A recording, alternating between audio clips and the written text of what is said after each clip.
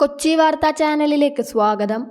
വയനാട് ദുരന്തത്തെ സങ്കുചിത താൽപര്യങ്ങൾക്കു വേണ്ടി ചിലരെങ്കിലും ഉപയോഗിക്കുന്നത് ദൗർഭാഗ്യകരമാണെന്ന് മുഖ്യമന്ത്രി പിണറായി വിജയൻ. ഉരുൾപൊട്ടൽ ദുരന്തമുണ്ടായപ്പോൾ ആദ്യം വിളിച്ചത് രാഹുൽ ഗാന്ധിയാണ്. രണ്ടാമത് പ്രധാനമന്ത്രി നരേന്ദ്രമോദിയും പിന്നീട് ആഭ്യന്തരമന്ത്രി അമിത്ഷായും വിളിച്ച് വിവരമന്വേഷിച്ചു. കേന്ദ്രത്തിനു വേണ്ടി വിളിച്ച രണ്ടുപേരും എന്ത് സഹായവും നൽകാൻ സന്നദ്ധരാണെന്ന രീതിയിലായിരുന്നു സംസാരിച്ചത്. എന്നാൽ പിന്നീട് ചിലരുടെ നിലപാട് മാറി.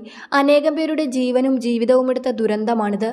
മാനസികാഘാതത്തിൽ നിന്നും കേരളമാകെ മോചിതരായിട്ടില്ലെന്നതാണ് വസ്തുത.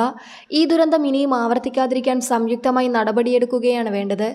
ശാസ്ത്രീയ മാർഗത്തിലൂടെ ഇതിന് സാധിക്കണം.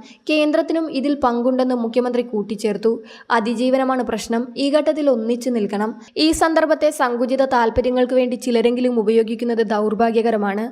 അക്കൂട്ടത്തിൽ ജനങ്ങളെ യാഥാർത്ഥ്യം ബോധ്യപ്പെടുത്താൻ ഉത്തരവാദിത്തമുള്ളവർ തന്നെ ഉൾപ്പെടുന്നത് അങ്ങേയറ്റം അപലപനീയമാണ്. ബഹുമാനപ്പെട്ട കേന്ദ്ര വനം പരിസ്ഥിതി വകുപ്പ് മന്ത്രി ഭൂപേന്ദ്ര യാദവിന്റെ പ്രസ്താവന നിർഭാഗ്യവശാൽ അത്തരത്തിലുള്ളതാണ്. പ്രാദേശിക ഭരണ സംവിധാനത്തിന്റെ ഒത്താശയോടെ നടക്കുന്ന അനധികൃത മനുഷ്യവാസവും ഭൂമി കയ്യേറ്റവും അനധികൃത ഖനനവുമൊക്കെയാണ് മുണ്ടക്കൈയിലുണ്ടായ ഉരുൾപൊട്ടലിന്റെ കാരണമെന്ന് അദ്ദേഹം പറയുകയുണ്ടായി. ഇത്തരമൊരു ദുരാരോപണങ്ങളിലൂടെ ദുരന്തത്തിനിരയായ മനുഷ്യരെ മന്ത്രി അപമാനിക്കുകയാണ്. ആരാണ് ഇവിടുത്തെ അനധികൃത കുടിയേറ്റക്കാർ? ഈ ദുരന്തത്തിൽ മണ്ണടിഞ്ഞ എസ്റ്റേറ്റിലെ തൊഴിലാളികളാണോ? അതോ തങ്ങളുടെ ചെറിയ തുണ്ടുഭൂമിയിൽ ജീവിച്ച സാധാരണ മനുഷ്യരോ?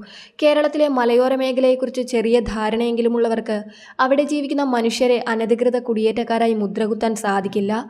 നൂറ്റാണ്ടുകളുടെ പഴക്കമുണ്ട് കേരളത്തിലെ മലയോര മേഖലയിലേക്കുള്ള കുടിയേറ്റത്തിന്. ദുഷ്കരമായ സാഹചര്യങ്ങളോട് മല്ലിട്ട് അവർ പടുത്തുയർത്തിയ ജീവിതത്തിനും സംസ്കാരത്തിനും സുദീർഘമായ ചിത്രമുണ്ട്.